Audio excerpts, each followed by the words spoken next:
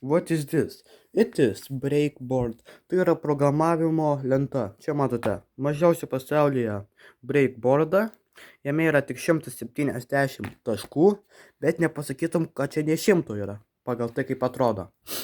Šitos plokštės yra naudojamos Čia yra programavimo mikroschema, ne tai, kad programavimo, bet pradedantiesiems programavimo mikroschema.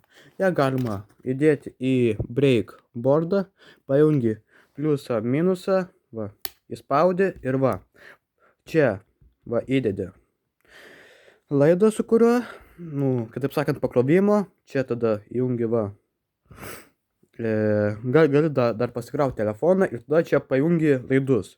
Su šita plokštė yra nice tai, kad nereikia lituot. Tu tiesiog paimi ir sujungi. Va. Su tokie laidukai tau nereikia lituoti, nesmildės ir nesibars tėvai. Čia matote paprastą, va, mikroschemytę. Arba tipą. Čia vadinasi reguliatorius. Va, tu gali paimi reguliuoti. Čia yra 50 komų.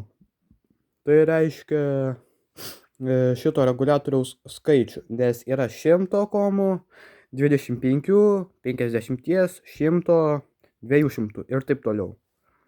Tai va, šis yra 50 komų. Čia rodo matmenys. Tai va, čia yra laidukai, varžos. Ir dabar aš jums parodysiu. O čia matote jau pažengusiems Arduino Uno R ar V, dabar neatsimenu, 3. Šita plokštė jau pasijungia į kompiuterį su specialiu laidu, kuris atrodo va taip. Toksai va laidas. Keistai biškai atrodo, bet žodžiu. Čia yra jau programavimai, kaip matote, yra labai daug jau šitų.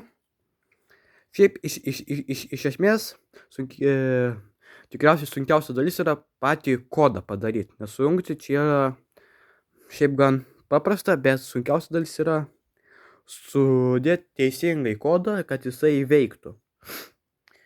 Bet šį kartą aš jums parodysiu ne apie Arduino Uno, kaip padaryti kodą, čia jau bus kitoj serijai, o parodysiu apie reguliatorių. Yra lemputės, paimam lemputę ir dabar žiūrėsim. Va, pajungiam ir what I doing here, not you, this. Va, kaip matote, pajungiau. Va, baterija ir tas pats šitas. Jeigu žiūrėjote variklinis generatorius, tada jūs viską žinot. Dabar pereikime prie šito. Va, kaip matote, reguliuojasi. Dabar paimkim va šitą. Ir va, šviečia.